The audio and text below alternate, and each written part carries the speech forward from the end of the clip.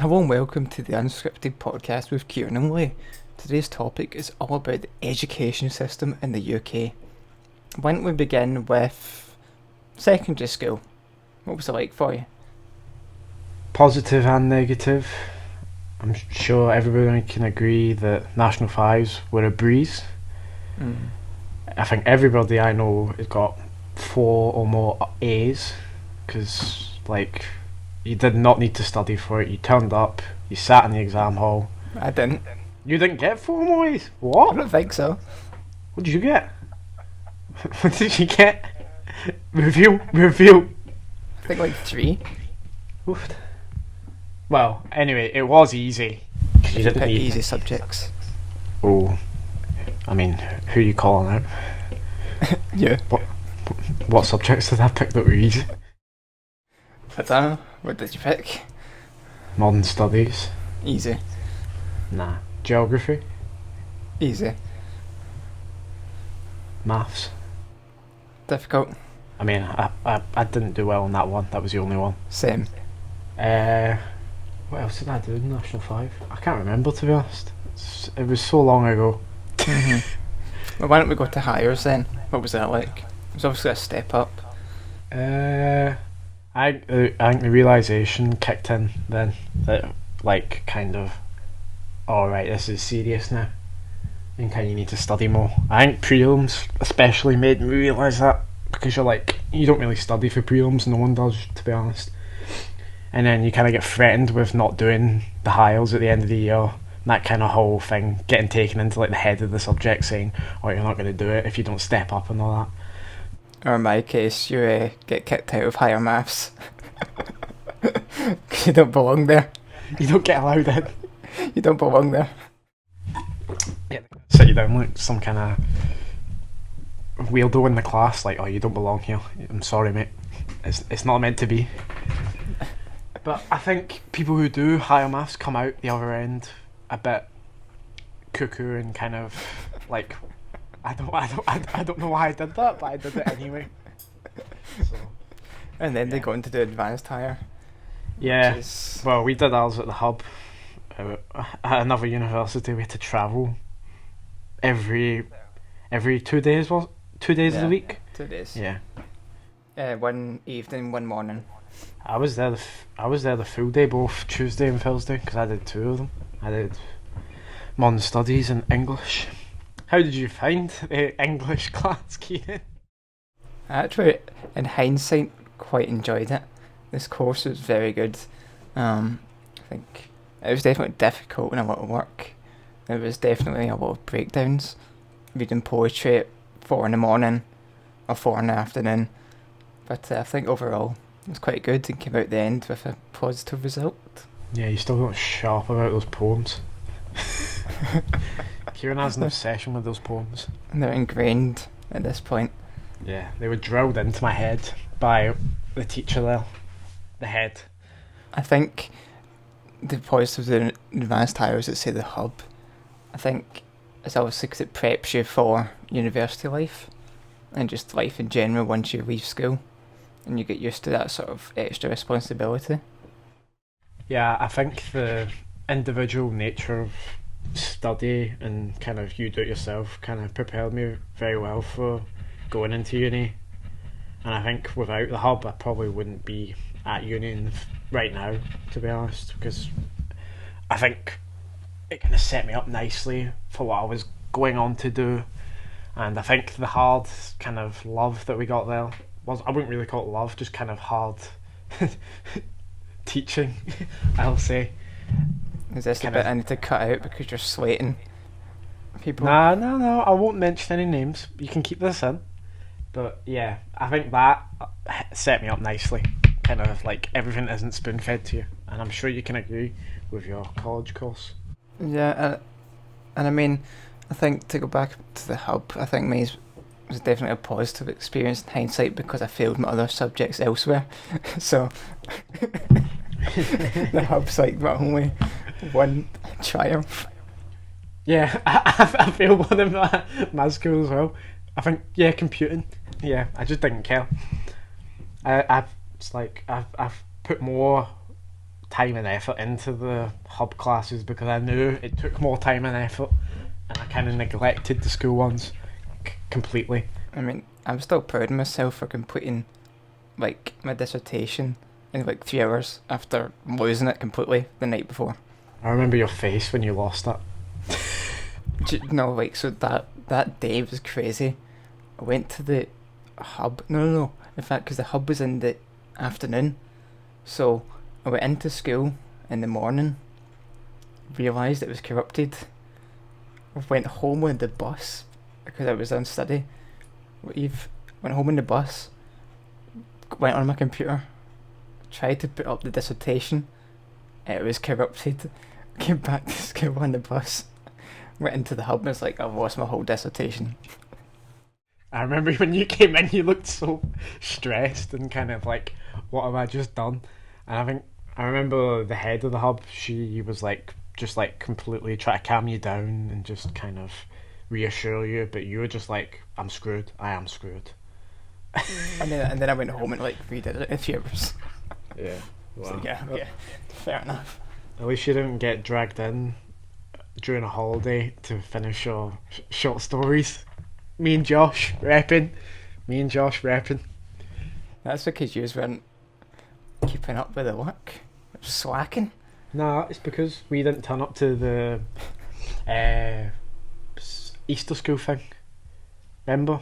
I'm not dedicated enough. I was away. I was on holiday.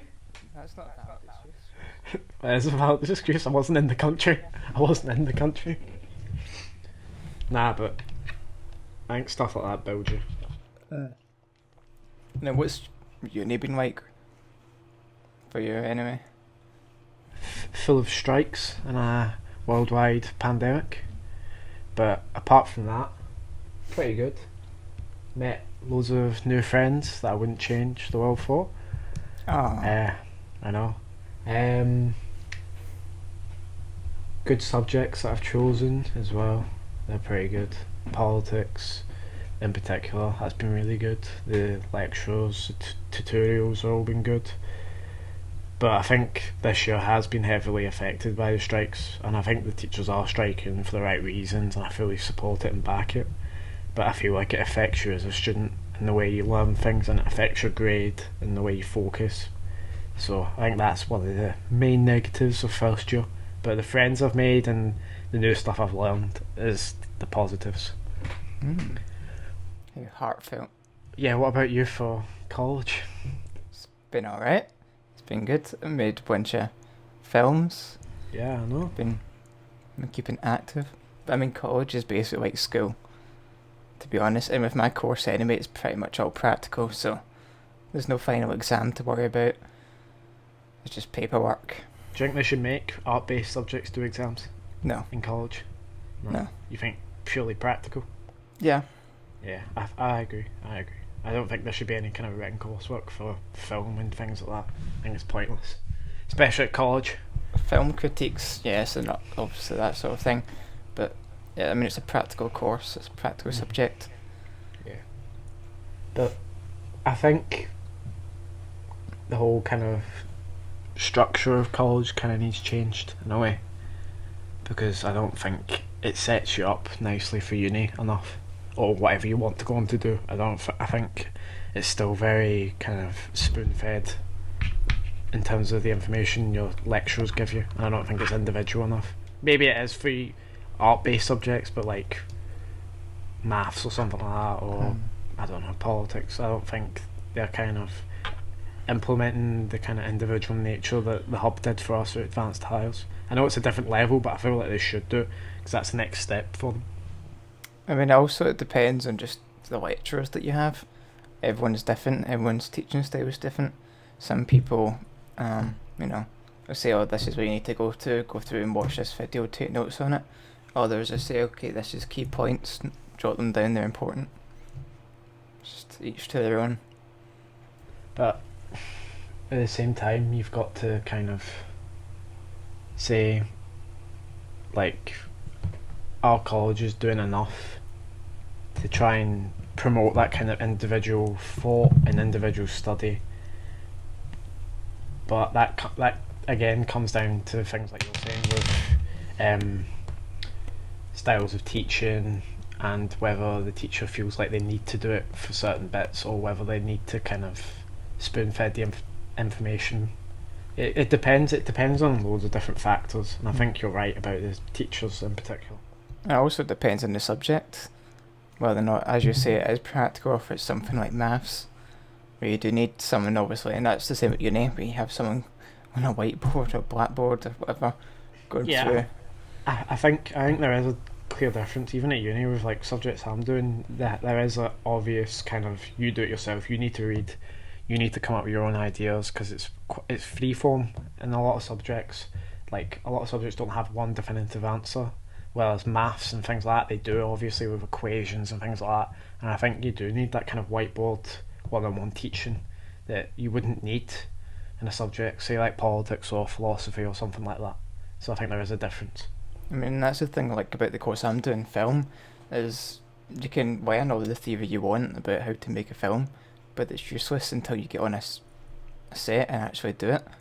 And even then, it's about trial and error. All that sort of theory goes out the window.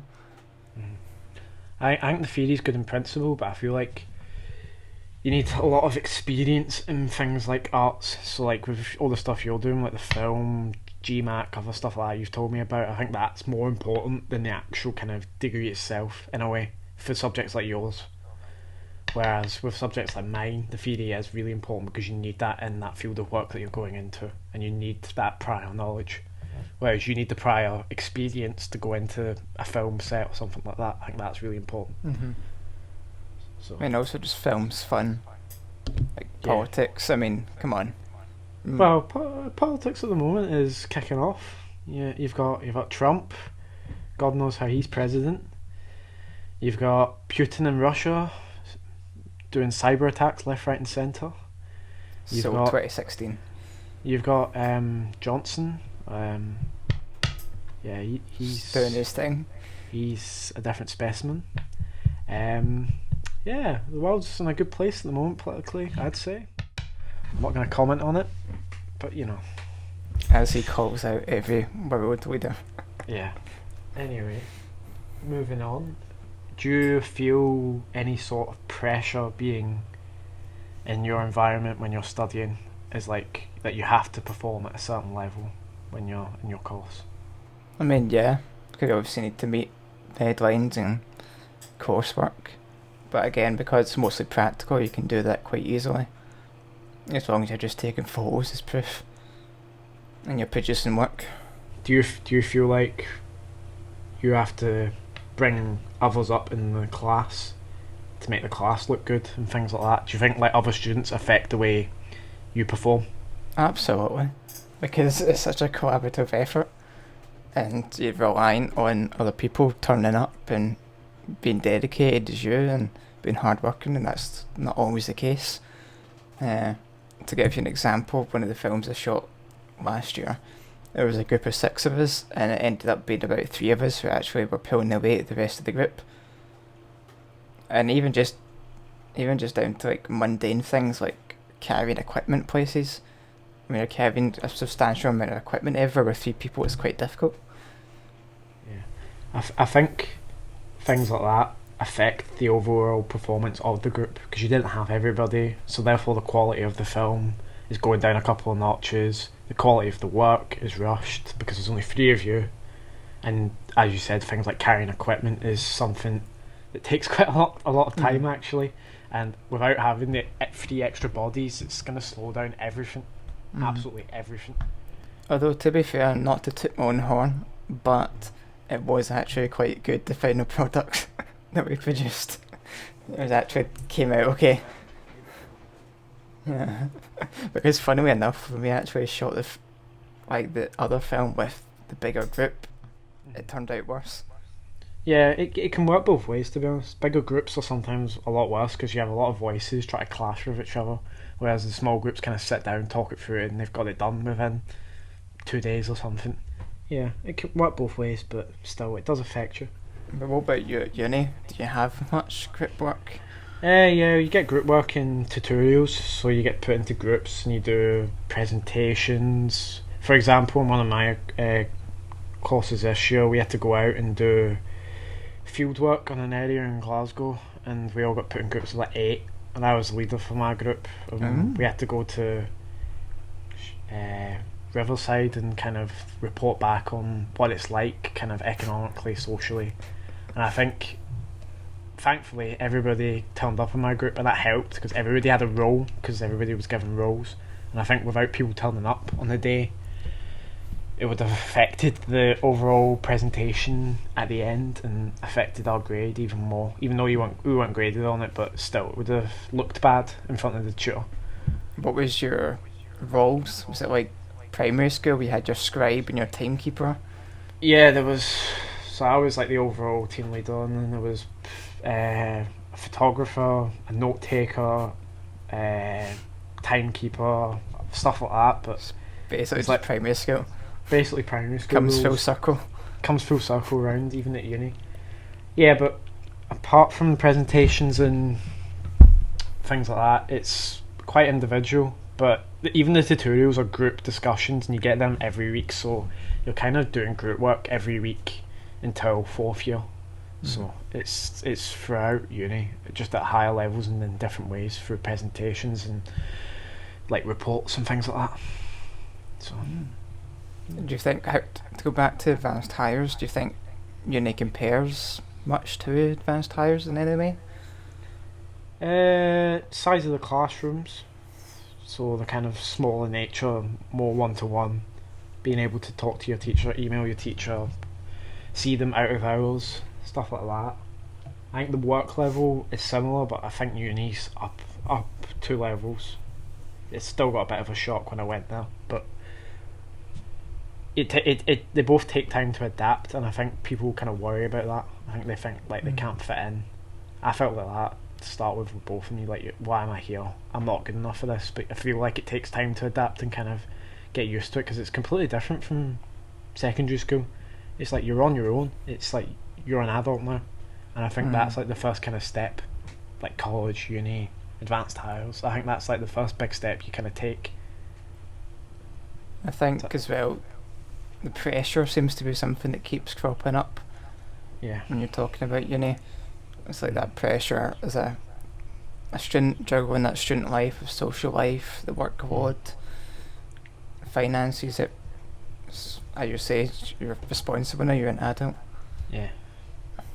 I think the way the world's set up for a student these days, with things like social media, I think that plays a really kind of important role within being a student, because you're seeing other students and you're like, oh, why am I not like them? Why am I not doing this? Why am I not getting those grades? And I think why am I studying and not out partying? Yeah, why am I studying and why are they all out partying? And I think that kind of plays in to like different pressures that you feel as a student, and you feel like you're not good enough. And I think social media is both positive and negative, because it brings people together, but it also makes people more worried and feel that they have a lot more in their hands when in fact they really don't. And yeah, I think social media is both positive and negative. It's definitely an interesting topic that we could probably discuss in future. Yeah, I think social media's, because it's all intertwined. Yeah, it's all intertwined and it's all different, but I think social media on its own is a really interesting topic to discuss at a later date. And one thing that is quite interesting is sort of private versus state schools. Yeah. And how they then, I suppose, prep you for higher education. So the idea of positive destinations, and is one better than the other? Because personally, I think ultimately people end up in the same sort of places anyway, regardless. Yeah, I think this whole kind of perception that private schools set you off on a better start than other schools, but ultimately if the person in the school with less money in a deprived area works harder than the rest of them, then he'll get there before them. And I think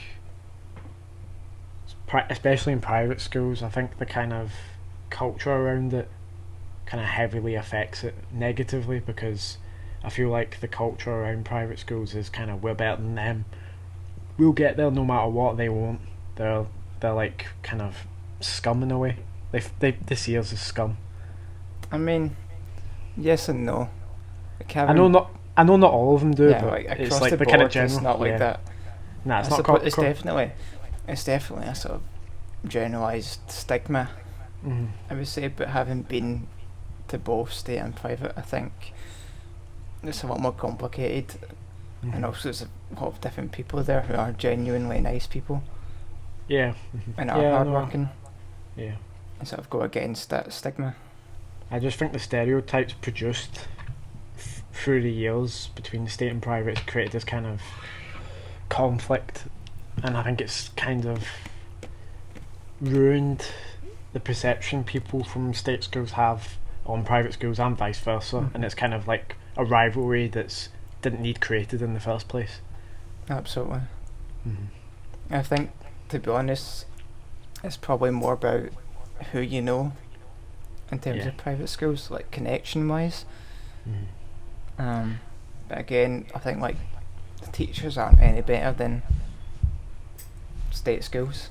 I suppose it more just comes down to a funding Mm-hmm. issue, and also Yeah. I sort of want that one-to-one support Mm-hmm. and availability of that.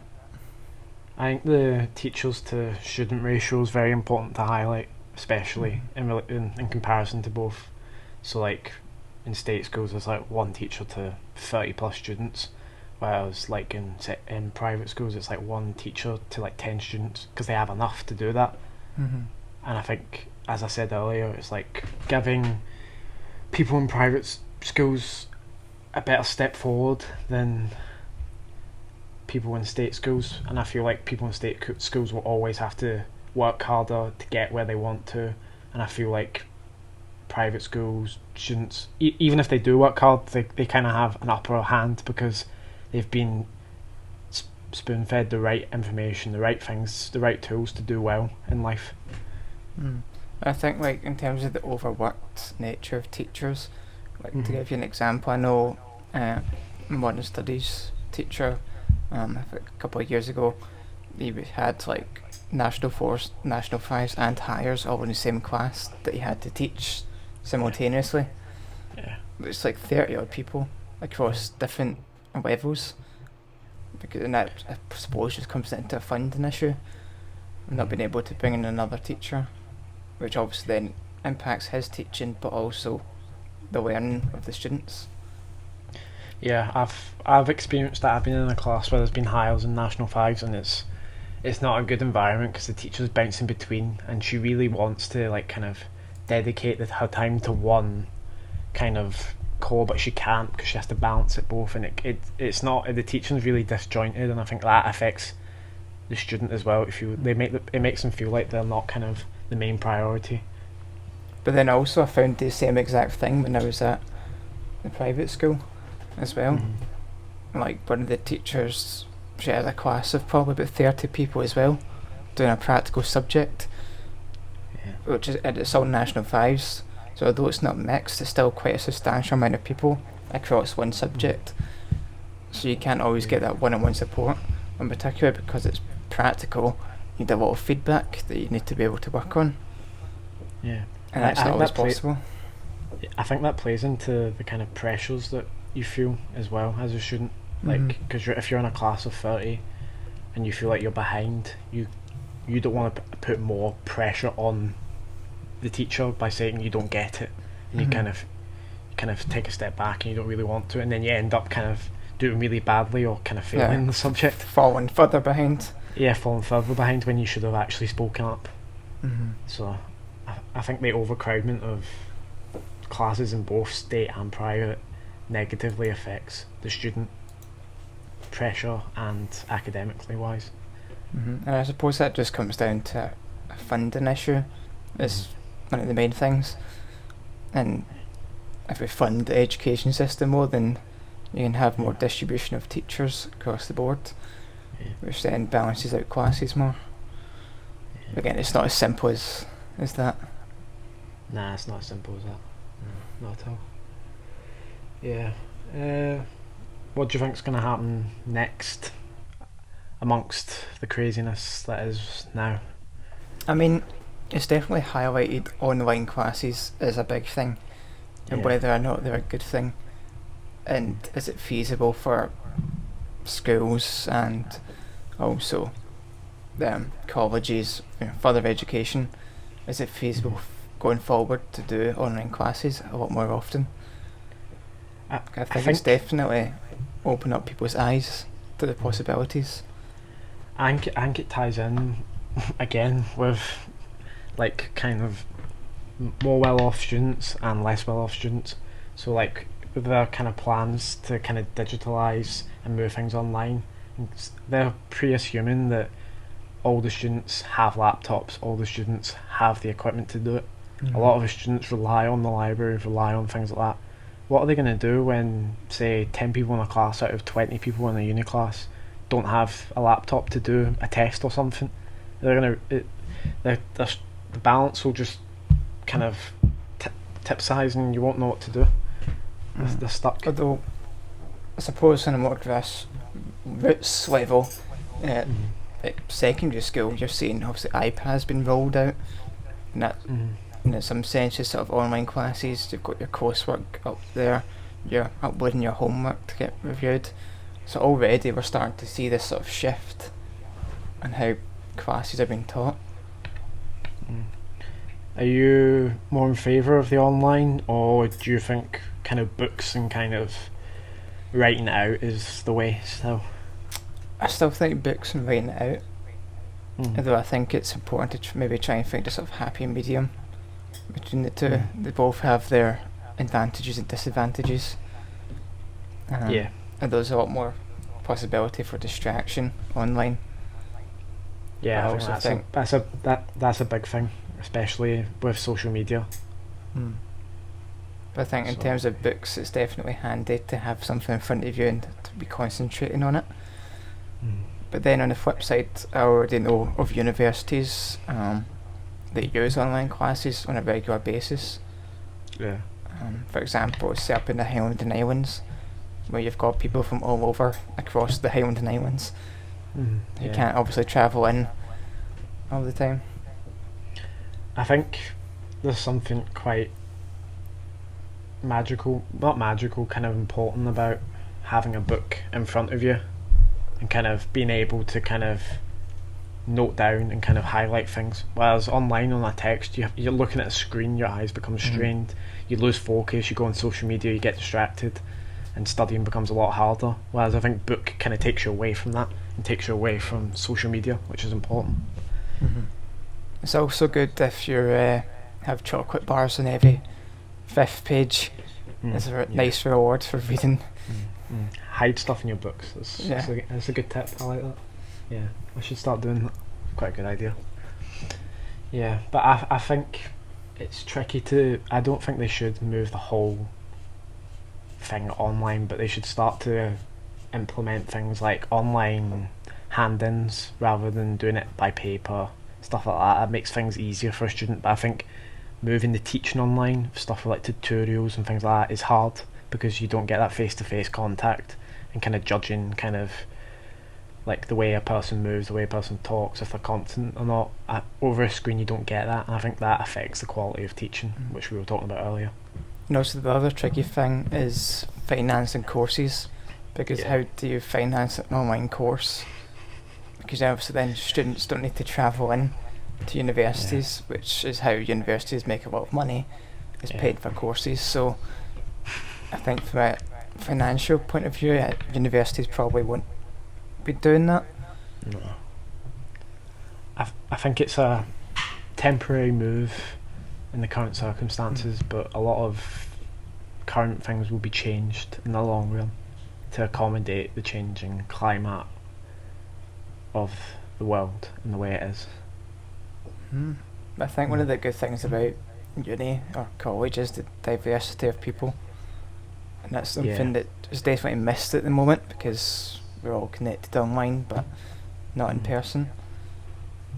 Yeah, I think the diversity of people will again be heavily affected by the virus, I think people, especially international students, will think twice about coming over here because of the way the virus has been handled, and I think that may affect what type of students you get at uni and kind of the diversity of students. And I think that's going to play a negative role on the unis. But also, do you think going to a certain uni matters in terms of the degree?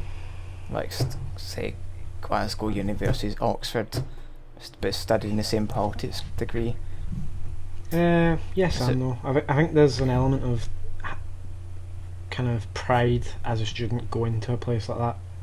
But then again, if you go to, I don't know, a university in Wales doing politics or something like that, it's just the same course. You'll get the same level of teaching because you're at uni, but it's just the kind of name and kind of... So the name, the prestige, also the connections. Yeah, the connections as well. It's very important. But anyone can do what they want to do if they do the same course. As long as they try hard and make connections and do things like that, they'll go places. And that's what I think education is about, promoting kind of self-belief through educating them new things.